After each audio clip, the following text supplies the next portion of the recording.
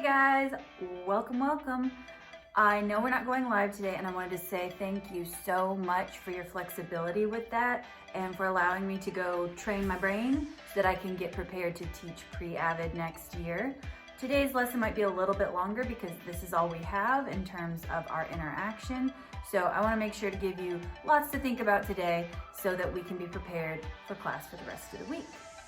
In our first week of summer school, we asked ourselves the question, what is the text about? And we looked at those ideas related to central idea.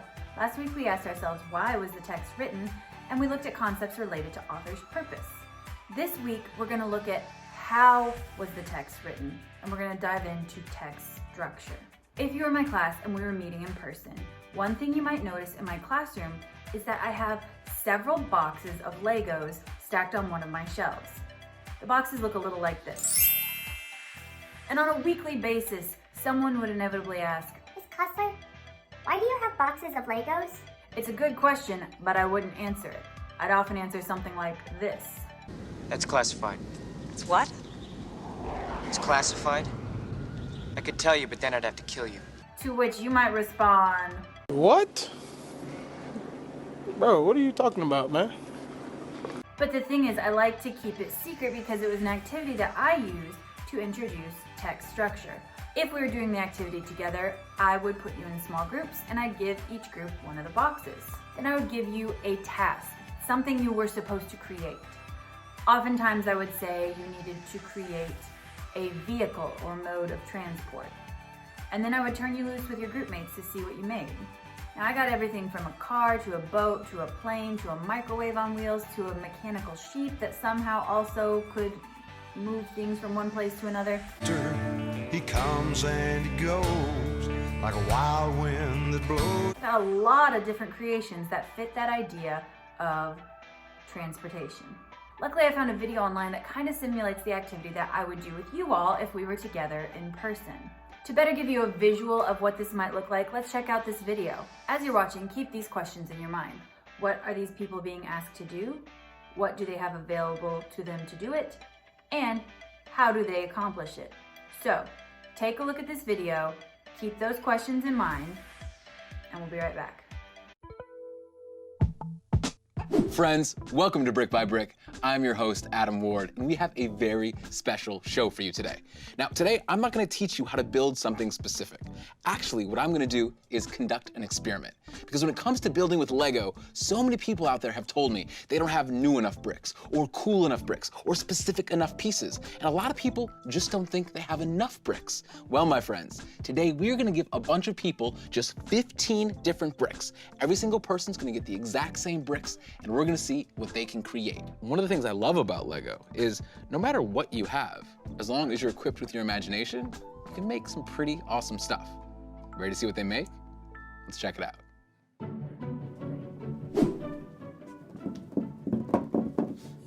I'm ready.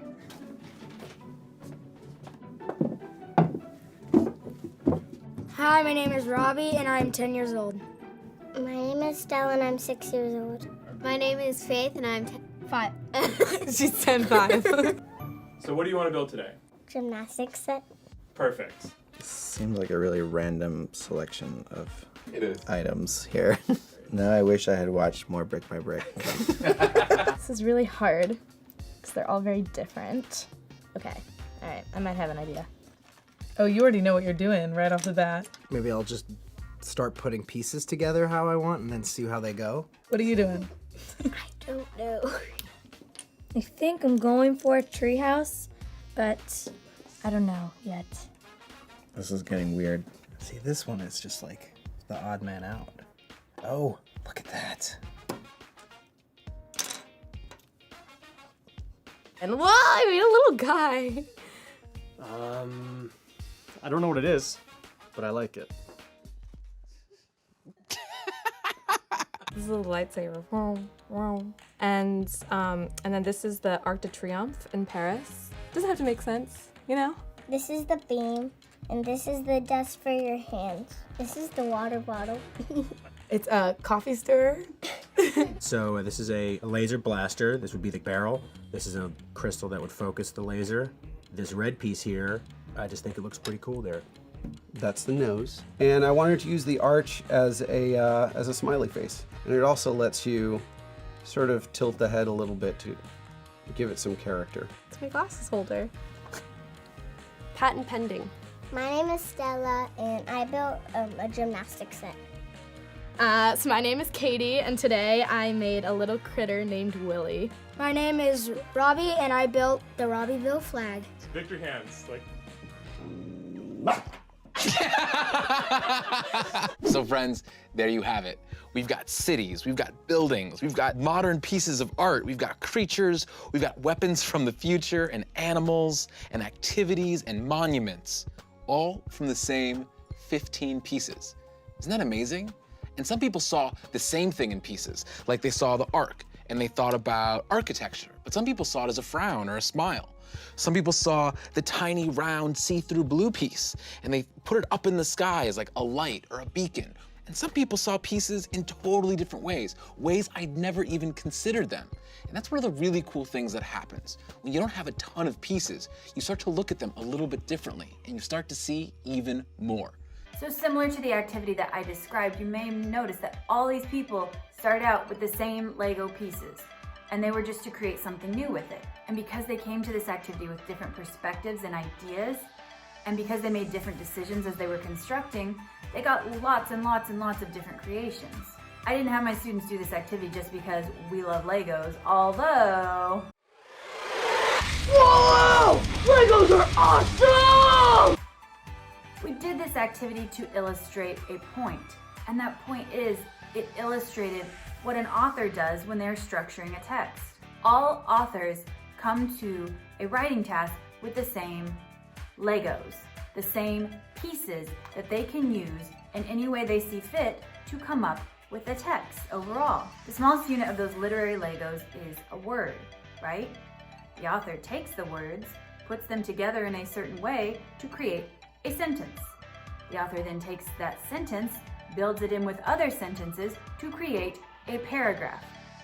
The author takes those paragraphs and structures them in certain ways to create either a chapter, an article, an essay, some larger written text. Just like the people in the video took their Legos and started building to make something larger. As a noun, the word structure means the arrangement of and relation between the parts or elements of something complex. As a verb, to structure means to construct or arrange according to a plan, give a pattern or organization to. So when we talk about text structure, it can feel complicated, but guys, we're really just talking about how an author puts things together and organizes their ideas. Text structure can refer to literally how a text is put together. For example, we could look at paragraphing, page breaks, chapters, chapter length. We could look at text features, looking at these physical elements of the structure of the text. How the text is literally structured and organized on the page is important. For example, I'm reading a fiction narrative right now that has no chapters. There are line breaks between sections, but no chapters. And at first I was like, what? Why wouldn't an author include chapters? I am shooketh. I don't know about you, but I love a book with short chapters. So I feel like I read faster if I know I'll read another chapter and I can stop then. I'll read another chapter and I can stop then. But my book is about a group of people who are going through a really horrible ordeal that they're not sure is going to end. So that structural choice of no chapters makes you, the reader, kind of feel like the characters. When is this gonna stop? We don't know. But structure also, and more importantly, refers to the order and organization of ideas within a text. How did the author sort the ideas and information within the text itself? So guys, from an early age, your brain is groomed to think of writing in terms of fiction or nonfiction. Although it's good to know whether a text is fiction or nonfiction, as a reader, I think it's more helpful for your brain if you start thinking of this in terms of, is the text written in a literary or narrative style or an informational style? As I mentioned last week, there's really only one structure for those literary narrative texts. So, if you hadn't noticed, today is going to be the day of analogies. I explained text structure with Legos, but now we're about to go on a roller coaster ride. How many of you like roller coasters? I love roller coasters. Riding roller coasters at amusement parks is one of my top favorite activities. So, although all roller coasters look kind of different, they all have the same basic elements, right? You go and you stand in line, you get to the front of the line. If you're me, that whole process of waiting line gets you really anxious and terrified and excited. By the end of the line, you're like, oh, I don't know if I want to get on. But you do. You take that step, you get in the cart, pull down the harness or strap yourself in however you need to do to be safe. And the excitement begins. The cart moves.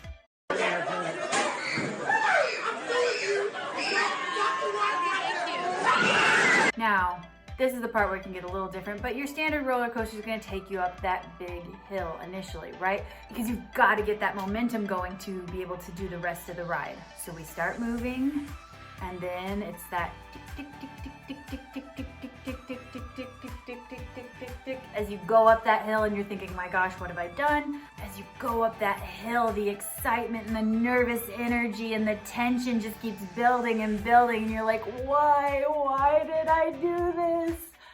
And then you get to the top, and there's that moment where you're just paused at the top, this intense moment. Then you go over the hill, and then there's hills and twists and turns and corkscrews and upside down loops. And before you know it, you're slowing down and you're coming back to where you started. And it's time to exit the ride.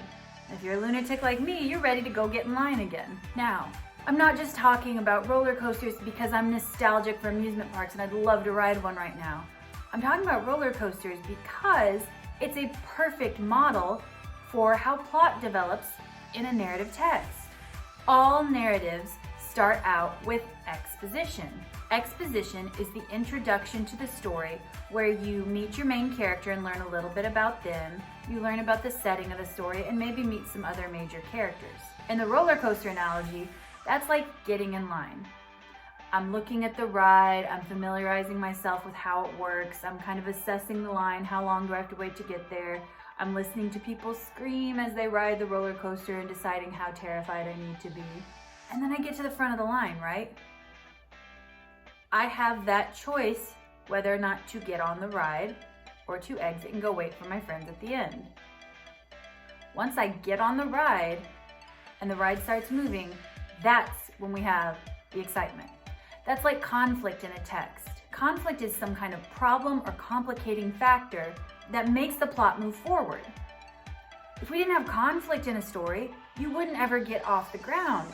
It's like riding that little kiddie coaster that never gets off the ground. It's not really exciting. It's not something you want to do. A story without conflict isn't really much of a story at all. It's not worth telling.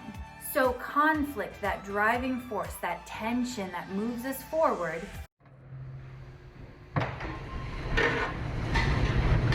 leads to rising action, right? So once the ride has started and I'm moving forward, I start to go up the hill.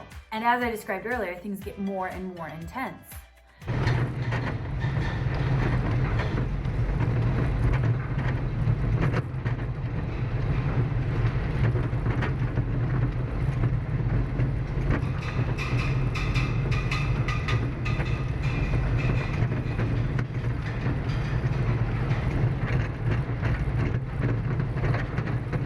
In a story, that's like rising action. Rising action is the series of events that occur as a result of the conflict leading us up to the climax, that most intense moment of the story. In a story, rising action is intended to build suspense. If you've ever read something that's really gripping and you get a little bit in and you find yourself in this position where you're like, I don't even want to put this down, it's so exciting. The suspense is because of the rising action. Things are happening that are complicating the story and you want to see how it's all going to play out. So climax, that's what all stories are building to, right? That most intense moment. It's like getting to the top of that first hill on the roller coaster. All of this time, all of this waiting, all of this nerves and anxiety and excitement has built to this one moment where you're the highest point you're going to be and you're looking down on everything. And you kind of see it all better. You kind of have a different perspective on all of it.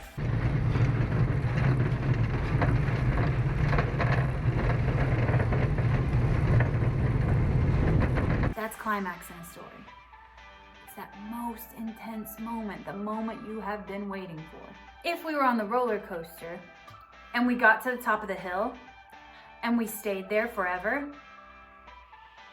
number one, terrifying. Number two, not practical. I gotta go home eventually, eat, use the bathroom, go to sleep. And number three, guys, it wouldn't be satisfying, right? You don't get to the top of the hill and say, oh, well, I've made it. That's why cliffhangers are so frustrating in book series and television shows, because they stop at the top. They stop at that most intense moment and you're like, I wanna know what happens next. So what happens next is falling action. In the roller coaster analogy, that's where we ride the rest of the ride.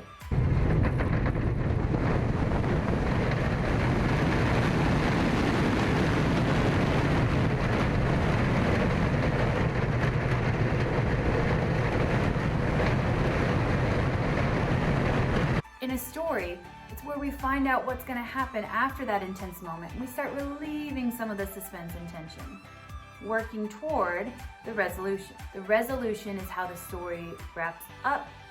It's how the conflict is fully resolved. It's what gives us our sense of closure in a story. And similarly, guys, I love roller coasters. I'm sure a lot of you do as well, but I don't think I'd want to be on a roller coaster on loop forever. It'd get a little old. So we need that sense of closure to wrap things up.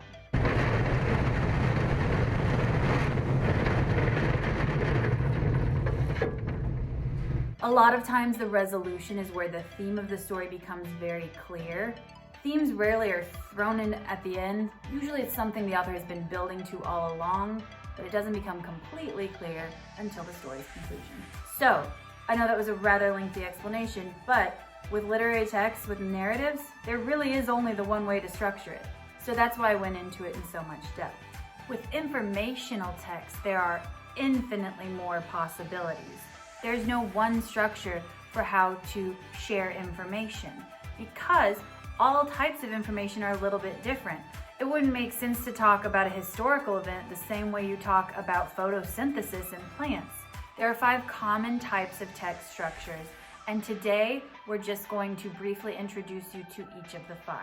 The first text structure we're going to look at is description. Now, when you hear description, you might think of adjectives and sensory details that we use to help paint a picture in a reader's mind. As an informational text structure, description is really taking a larger concept or item and breaking it down and describing all the different parts. So for example, I could write a text about the government, which is a big concept topic. But I want to talk about all the different pieces of the government. So I'm going to take that bigger topic and describe the various parts that make up the whole.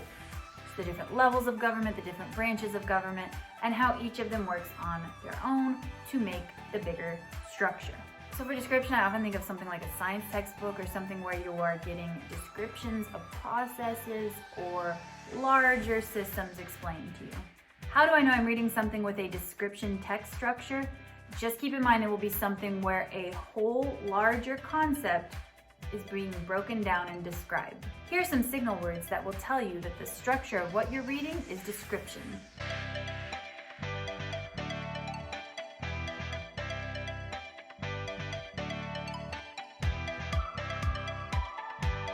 The next text structure we're going to talk about is sequence. You look it up in the dictionary, and what does it say? Sequence. And you're like, okay, that wasn't much help. Sequence. Here we go. This I consider sequence. No, friend, not sequence. Sequence refers to the order of events. I talk about this structure along with chronological order because they're very, very similar. There is a key difference though. Chronological order is something you've probably talked about since elementary school, and it refers to putting things in time order. I do think about that a lot with history texts and biographies and things of that nature. Sequence doesn't 100% depend on time, but they are events that must occur in a specific order. For example, if I was baking a cake and I have my recipe, it lists the steps I need to do in order to make that cake. We'll make a cake today that looks rich. Crack, crack, crack the egg into the bowl. Crack, crack, crack the egg into the bowl. M-I-X the flour into the bowl. M-I-X the flour Went to the ball.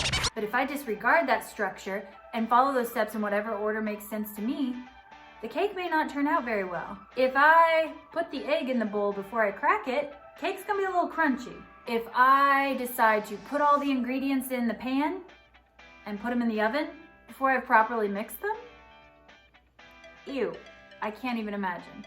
So the key difference there, guys, is while order is important, it's not like with this recipe I can make this cake one time on one specific date.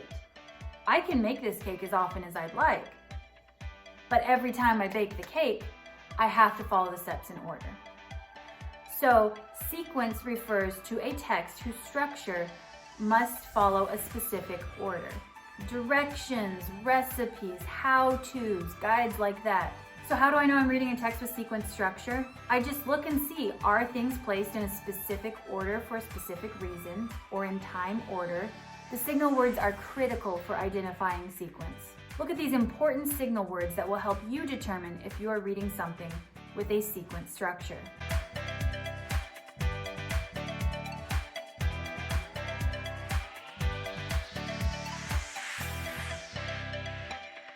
Another text structure we see is cause and effect. So with cause and effect, we know we're kind of looking at chain reactions. How does one event or action impact another? For example, if I took the cap off this water bottle right now, that would be a cause. The effect would be I would be soaking wet with ice cold water. Hello? I'm gonna pass on that. Thank you though. We can find cause and effect relationships in a lot of texts, but it oftentimes is used as the overall text structure. And just like I think of science texts when I think of description, I think of historical texts when I think of cause and effect. If you think about it, all of history is a series of cause and effect relationships. How does one event impact the next, impact the next? It's a series of events that all are a result of actions and decisions of previous generations. How do I know I'm reading something with a cause and effect text structure? It can be a little tricky sometimes. When you look at sequence or chronological order, that can sometimes feel like cause and effect because one event precedes the next. However, that's not really cause and effect. Ultimately, cause and effect explains why something happened. If we're learning about a war, what were the causes of that war? What happened after it ended? If we're learning about an illness, what are the causes of that illness? What are the treatments for it? With cause and effect, it's often your best bet to rule out other text structures and then look for your signal words. Here's some signal words that can help you figure out that you're reading a cause and effect text structure.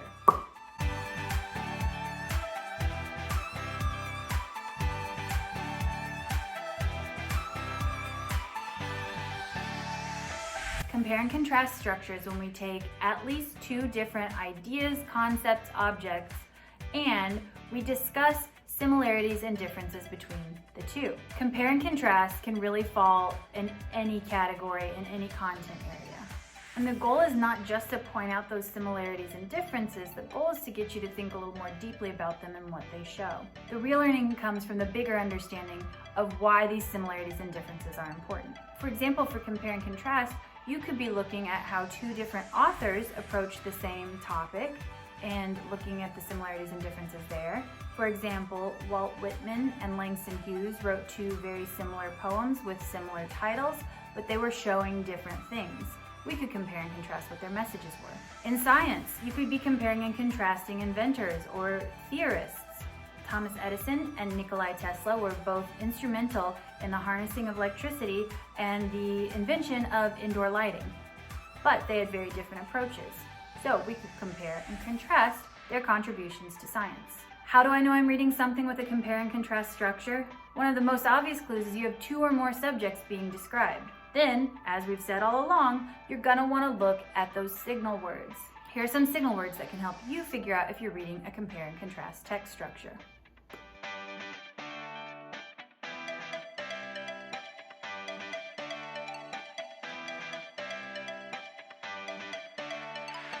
Another structure is problem solution. And As suggested by the title, this is the structure where the author introduces and describes a problem and then offers a solution to that problem. We can see these in academic texts. We also see them a lot in persuasive writing and arguments. For example, you might be reading an article about the flaws in the education system in the United States. The author might at the end suggest that there is more funding directed toward education. The author has described the problems of the education system and offered the solution of channeling more public funding to it. So cause and effect and problem solution can kind of seem similar sometimes, but there are a couple ways to distinguish between the two. Number one is with cause and effect, you are talking about things that have happened. Because of this, this occurred. With problem solution, you may be talking about things in that way, things that have happened in the past, but you might also be proposing a hypothetical solution to something that hasn't happened yet. You are suggesting a solution for the future. Additionally, last week we talked about that call to action where you as the reader were supposed to take what you were being told and do something with that, either think in a new way or act in a new way. And cause and effect isn't going to have that call to action. Problem solution almost always will. That thing that you should do as a result of understanding the dynamics between the problem and the solution. How do I know I'm reading something with a problem-solution text structure? As with our other text structures, it's going to be super important that you rely on your signal words to let you know that you are reading something with a problem-solution structure. Here are some of those signal words.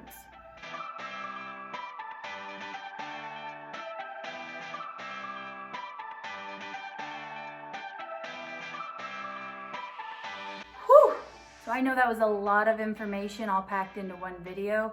Text structure is one of those things that is relatively simple but can also be super complicated, so we're just going to keep working with it throughout the week. So moving forward, we're going to follow a similar pattern as we did last week. Next, we're going to dig a little deeper into how can I identify the structure of a text I'm reading. Then we're going to wrap up with why does it matter? How does it impact me as a reader? So I've packed our learning pages week full of resources for you, reference sheets, videos to help you better understand these text structures. That'll do it for me today. I want to thank you again from the bottom of my heart for your flexibility and patience as I'm doing this AVID training. And today and tomorrow I'm here for you if you need me, but I just need you to email me in advance so we can set up a time to meet up. Okay? Alright guys, miss you tons. Can't wait to see you soon.